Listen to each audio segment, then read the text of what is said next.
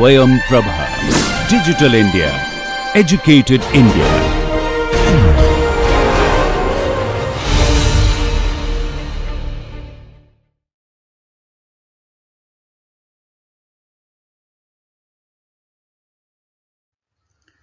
Hello students, this is last lecture on chemical bonding, and in this lecture we will be discussing about some typical questions based on various types of chemical bonding, that is the ionic bonding, covalent bonding, metallic bonding and so on, and the theories of these bondings.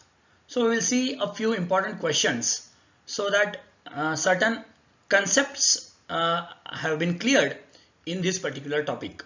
So this is Professor Ravin Zugade from Department of Chemistry, Rashtrasant Tukadoji Maharaj, Nagpur University, and this lecture is prepared under the academic expertise of Professor L.J. Paliwal. The first question is, why NaCl is a bad conductor of electricity in solid state? Now we have studied the structure of NaCl while discussing the ionic type of bonding. We know that NaCl is formed by Na positive and Cl negative ions, and there is an alternate arrangement of these ions in face-centered cubic type of lattice. Now this is a unit cell of NaCl consisting of alternate arrangement of Na positive and Cl negative ions. It has two face-centered cubic lattices which are merged into each other. Each of them FCC lattice, one is containing all Na positive ions and second FCC lattice containing all Cl negative ions. Now these ions are bound together in the solid state, and as the ions are not free to move throughout the crystal, they cannot conduct electricity in solid state.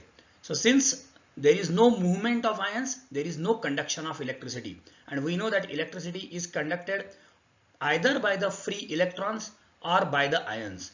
In solid state it has to have free electrons, and in liquid state it has to have ions. But in solid state of NaCl there is no movement or there is no migration of ions possible, and so the structure is stable and it is a bad conductor of electricity in solid state. But if we melt this NaCl or if we dissolve this NaCl in water to give aqueous solution, so in molten state as well as in aqueous solution it conducts electricity due to the mobility of the ions in liquid state.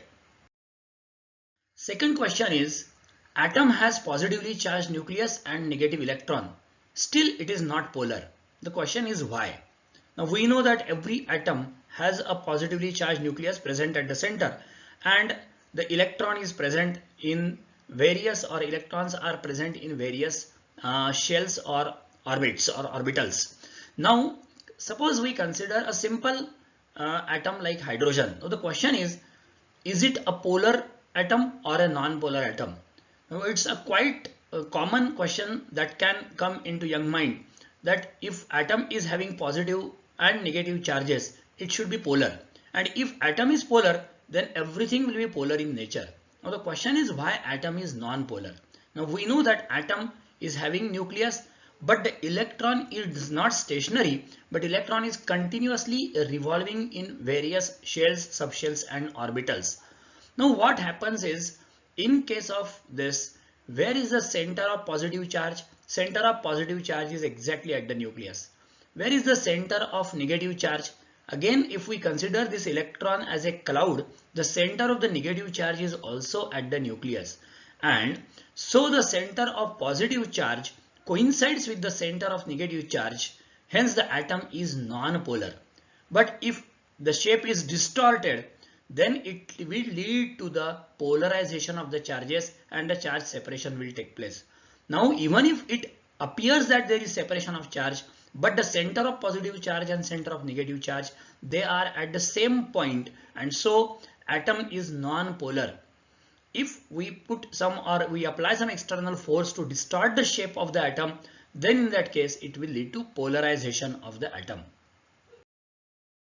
Third question is based on some numerical type of numerical solving type of question.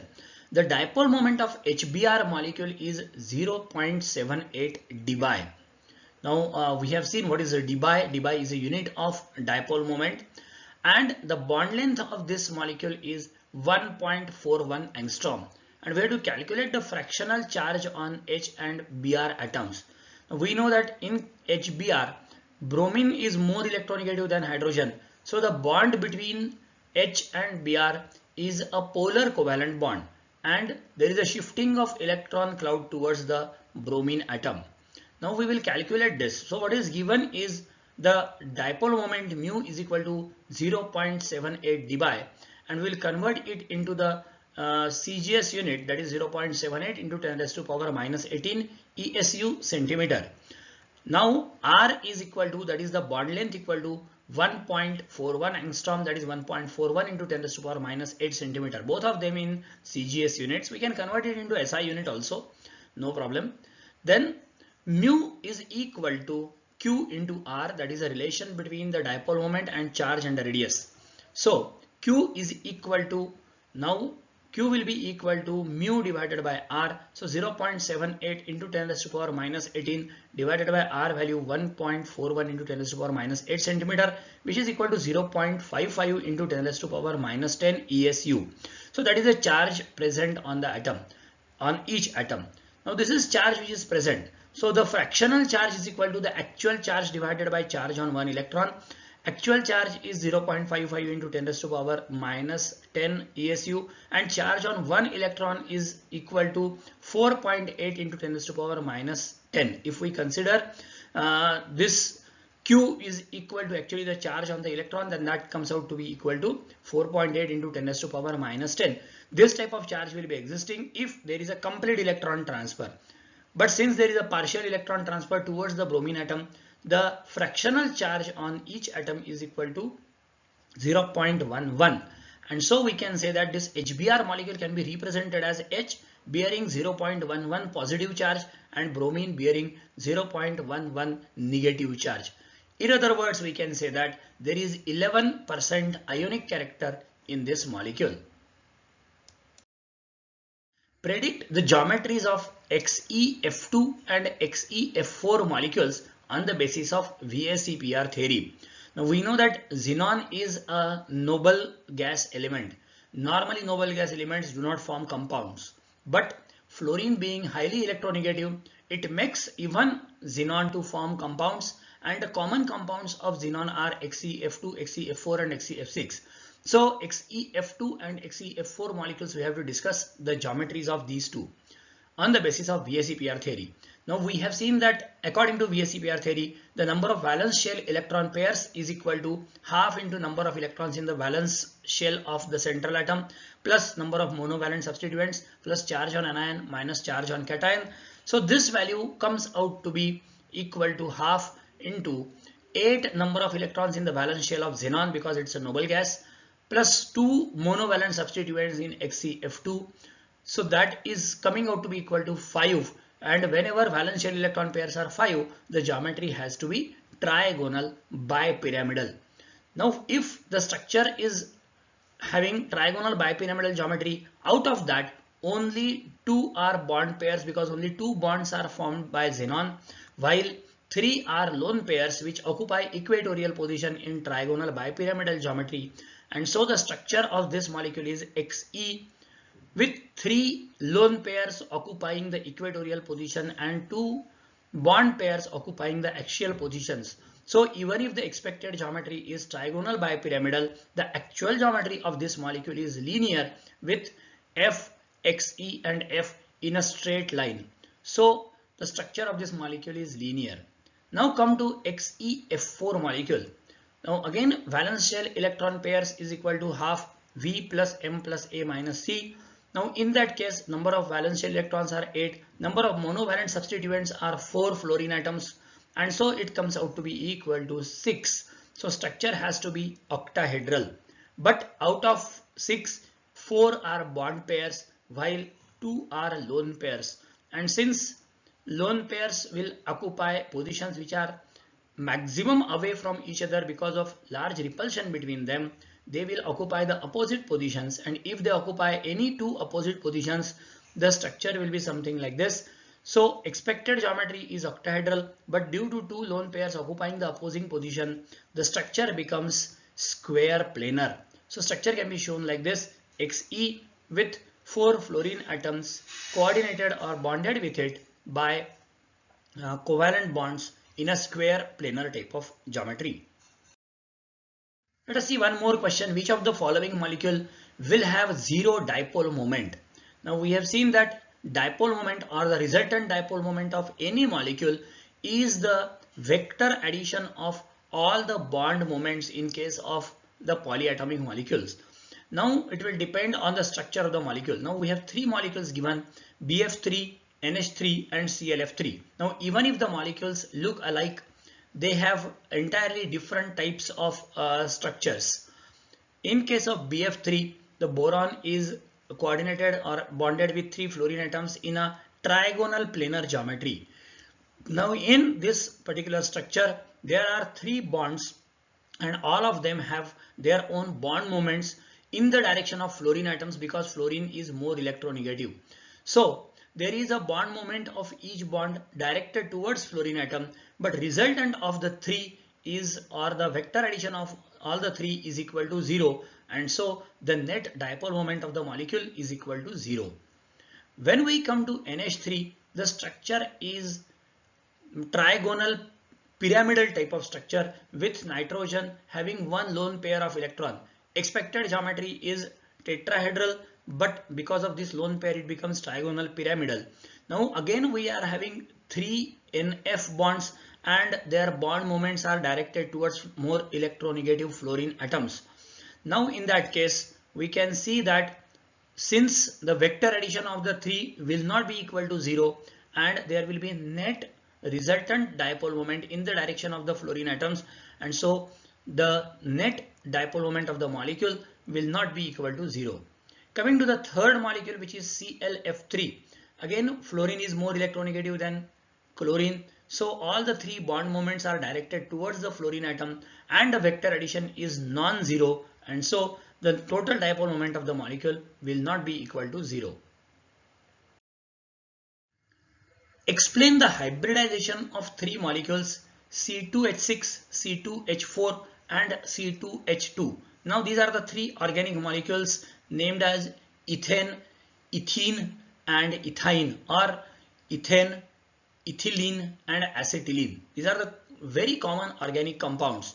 Now in case of these 3, there is a fundamental difference in the hybridizations of carbon atoms in all the 3 molecules. Consider C2H6 or the ethane molecule. Now in case of ethane molecule, carbon in a ground state has 1s2, 2s2, 2px1, 2py1 and 2pz0 configuration, while in excited state 1 electron jumps from 2s to 2pz, and so the hybridization, it will have a configuration 2s1, 2px1, 2py1, 2pz1, followed by it will undergo sp3 hybridization, and in sp3 hybridization 4 atomic orbitals are mixed and 4 hybrid orbitals are formed. All of them will contain 1 electron. Out of the 4, 1 will form a sigma bond with another carbon atom, while the remaining 3 will form sigma bonds with 1 s orbital of hydrogen atoms. So 6 hydrogen atoms forming 6 bonds with the 2 carbon atoms. So the structure of this molecule will be something like this. Because of sp3 hybridization, the structure will be tetrahedral structure of both the carbon atoms. So 2 tetrahedrons linked through a C-C bond. So this is a sigma bond, and all the others are also sigma bonds between carbon and hydrogen. So each carbon atom is bonded to 3 hydrogen atom and 1 carbon atom. This is also bonded with 3 hydrogen atom and 1 carbon atom.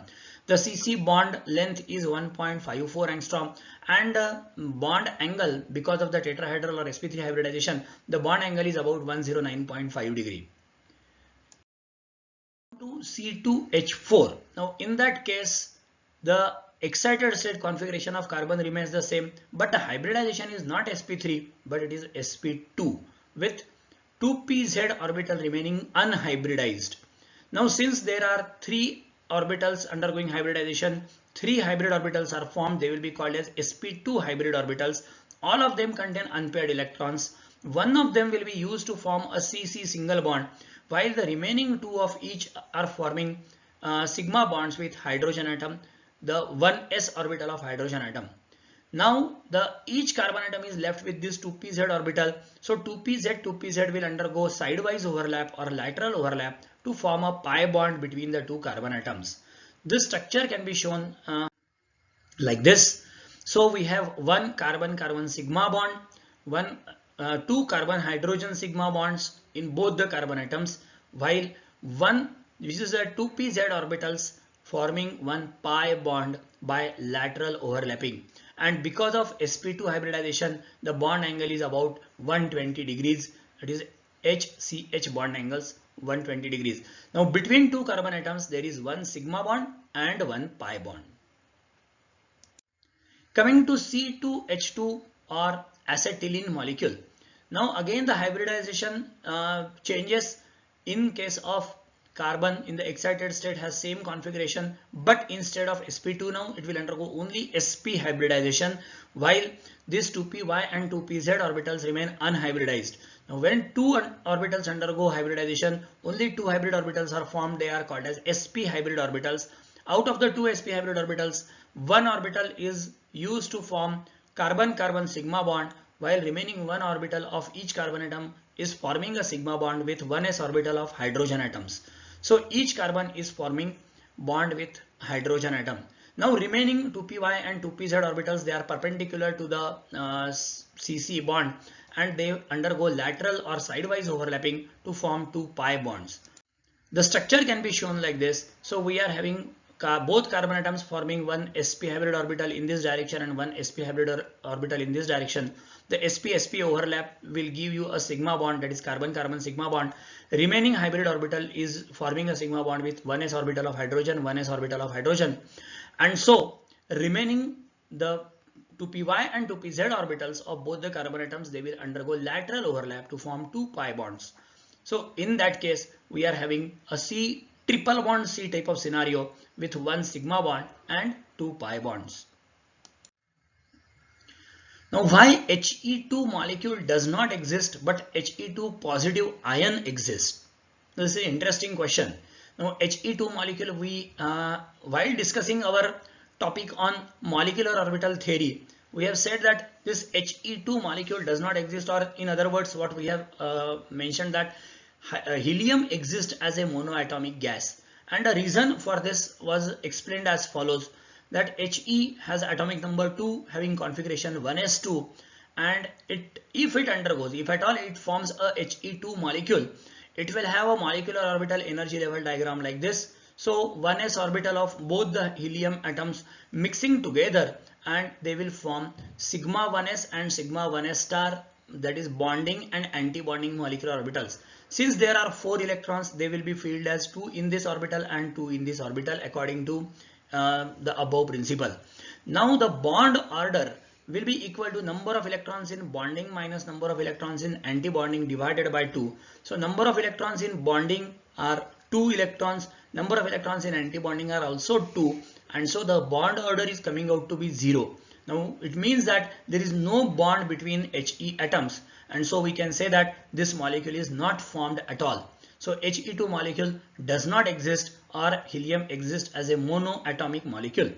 But when we come to He2 positive ion, now it is lacking one electron, and so one electron is lost from this sigma 1s star. And since there is one less electron, the number of electrons in bonding are 2, but number of electrons in anti-bonding is only 1. So bond order comes out to be half. So there is a half bond electron or half bond between the two helium atoms, or a single electron bond between the two helium atoms, and so He2 positive exists, and this ion is paramagnetic in nature because of the unpaired electron which is present in sigma 1s star. Let us explain the effect of hydrogen bonding in water, and it is leading to its anomalous behavior. What is the anomalous behavior of water? We know that water is the only liquid which is having the density higher at higher temperature as compared to a lower temperature. Now let us see how the H2O molecule exists when we convert it into an ice. Now in case of ice, if this is H2O molecule, HOH bond, now all the H2O molecules are linked through hydrogen bonding. Now we know what is hydrogen bonding. It is the bond formed between hydrogen atom of one molecule and electronegative atom of other molecule. Now oxygen is highly electronegative, so there is a force of attraction between hydrogen atom of one molecule and oxygen atom of other molecule because of the partial positive charges on hydrogen atoms and partial negative charges on oxygen atom. Now when this type of bond is formed, the actual OH bond length is 1.00 angstrom, while the hydrogen bond length is 1.76 angstrom. It is not very long distance. It's a short distance as compared to most of the or many of the bonds. So this type of situation will be there in case of ice. Now because of this type of bonding, there are vacant spaces in ice, thereby reducing its density. Because of this type of structure, there are large vacant spaces in between the molecules, and these vacant places cannot be occupied by other molecules. And since there is a vacancy, the volume increases and density reduces, and as a result, the maximum density of water is obtained at 4 degrees Celsius instead of 0 degrees Celsius when the ice is formed. Hence, in other words, we can say that ice is lighter than water, and the ice which is lighter than water will float on the surface of water. So if we consider any water body, if the ice is present at the top, the highest density water which is at 4 degrees Celsius will be present at the bottom, and because of this, this ice will protect the water in the polar region, and this will lead to aquatic life possible due to liquid water below the ice caps. The ice caps are on the surface, while we can have an aquatic life in the liquid water, and liquid water is at the bottom of the lake. Now this is an interesting part of the nature, that nature has created water in such a way that it's possible for the aquatic life to survive even in the polar region where there is completely ice. But ice is only present at the top and there is liquid water at the bottom, making the aquatic life possible. Why para-nitrophenol is less volatile than orthonitrophenol? Now what is a para-nitrophenol and orthonitrophenol? If we see this this is orthonitrophenol, we have OH group and NO2 group, they are in ortho positions to each other, and in para-nitrophenol they are at para positions to each other. Now in case of orthonitrophenol, the oxygen atom of nitro group and OH hydrogen atom of the phenolic group, they are bonded through intramolecular type of hydrogen bonding. But this type of bonding is not possible in para-nitrophenol, but para-nitrophenol has got an intermolecular type of hydrogen bonding. And since it's an intermolecular hydrogen bonding, the molecules are associated with each other with strong cohesive forces, that is the hydrogen bond. And because of this, its boiling point increases, thereby it makes it less volatile as compared to orthonitrophenol. And this type of behavior of hydrogen bonded compounds we have discussed while considering the various intermolecular forces in our previous chapter. Let us see one more question.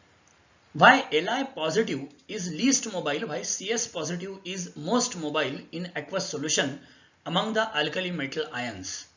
Now this is a question related to only alkali metal ions. So we know that when we move down the group in alkali metal group, from Li we are having Li positive, then Na positive, then K positive, then Rb positive, and then CS positive. Now when we move down the group, the trend is the ionic or atomic radius goes on increasing. So lithium ion will have minimum ionic radius, while CS will have largest ionic radius. As the ionic radius goes on increasing, the mobility should go on decreasing. So it is expected that Li positive should be most mobile, while CS positive should be least mobile among them. But the trend is exactly reversed. So when we go down the group, it is expected that with increase in the ionic size, the mobility should go on decreasing, while it is observed in case of the aqueous solution that the mobility is continuously increasing from Li positive to Cs positive. So question is extremely logical and the answer is exactly opposite to what is expected. But this is quite obvious when we consider the concept of hydration or solvation phenomena. Now while discussing the solvation phenomena, we have seen that every ion, when it is present in the aqueous solution, it is surrounded by a large number of solvent molecules, and if the solvent is polar solvent like water and we are having a positive ion like sodium or lithium or cesium, any alkali metal ion, it will be attracted by the negative terminal of the water molecule, that is the oxygen terminal. So as soon as the ion is formed in the solution, it is surrounded by a large number of water molecules with their oxygen terminals facing the metal ion. As a result, this leads to formation of a hydration sphere around the ion. Now, when this ion moves in the solution, the entire hydration sphere moves through the liquid or through the medium. So the ion is not moving alone, but it is moving with or along with its hydration sphere. So when we are considering the size of the ion, it is not the size of the native ion only, but the size of the entire hydration sphere has to be taken into consideration. When we are talking about the hydration sphere, the size of the hydration sphere depends on the charge density, and in case of Li positive, the charge density is highest, and as a result the hydration sphere is largest.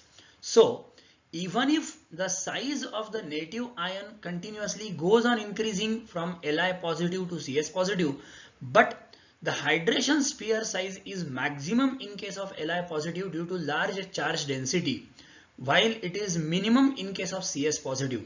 So if we compare the ionic radii and hydrated radii, we can see that even if the ionic radii is increasing from Li positive to Cs positive, the hydrated radii is continuously decreasing from Li positive to Cs positive, and as a result the mobility goes on increasing from Li positive to Cs positive. Hence Li positive is least mobile while Cs positive is highest mobile or will have highest conductance in the aqueous solution. One more question, that is why melting point of NaCl is higher than that of CuCl. Now the question is based on what is called as the Fajans rules. What is NaCl is we are having sodium Na positive, which is an alkali metal, while in CuCl we are having Cu, which is a transition metal. Now Na positive has an electronic configuration of 2s2 2p6, while Cu positive has a configuration, outer configuration of 3s2 3p6 and 3d10. Now this is what we call as a noble gas configuration and or inert gas configuration, and this is called as the pseudo inert gas type of configuration, and those elements having pseudo inert gas configuration have got higher polarizing power according to the Fajans rules. Hence we can say that Cu positive will be more polarizing, and since the anion is same, the chloride ion will be more polarized by Cu positive. So Cu positive has higher polarizing power, and hence CuCl will be more polarized compound, and we know that with increase in polarization the covalent character goes on increasing, and so CuCl is having more covalent character as compared to NaCl, and whenever there is an increase in the covalent character, there is reduction in the melting point. We know that more is the ionic character, more is the melting point, more is the covalent character, less is the melting point, as covalent compounds are low melting compounds or more volatile compounds. So this is the fundamental difference between the two, and the base of this question is the Fajans rules, and that too not in terms of the charge on ion or size of ion, but it is based on the noble gas or inert gas configuration and pseudo inert gas configuration. Let us identify the hybridization in each of the carbon atoms in the following molecule. Now if this is a molecule which is having some carbon-carbon triple bonds, some carbon-carbon single bonds, and some carbon-carbon double bonds. Now we have to identify the hybridization. Now whenever carbon is triply bonded, hybridization is sp. When it is doubly bonded, it is sp2, and when it is singly bonded, it is sp3. So first carbon atom, this carbon atom is triply bonded carbon, so hybridization is definitely sp hybridization. Same is the case with the second carbon, which is triply bonded carbon, so hybridization is sp. While if we consider this carbon, this is bonded to this carbon atom on one side, another carbon atom on this side, and two hydrogen atoms, so all the single bonds are formed, so it is sp3 carbon. Coming to the next carbon atom, it is doubly bonded with one carbon and singly bonded with the other carbon atom and hydrogen atom, so hybridization is sp2 because of one double bond. And in case of CH2, again there is a sp2 hybridization because of the double bond. So this is how we can identify based on the single and double bonds formed by a carbon atom. So this is all about the chemical bonding, the various questions based on chemical bonding and the concept of chemical bonding. Thank you very much.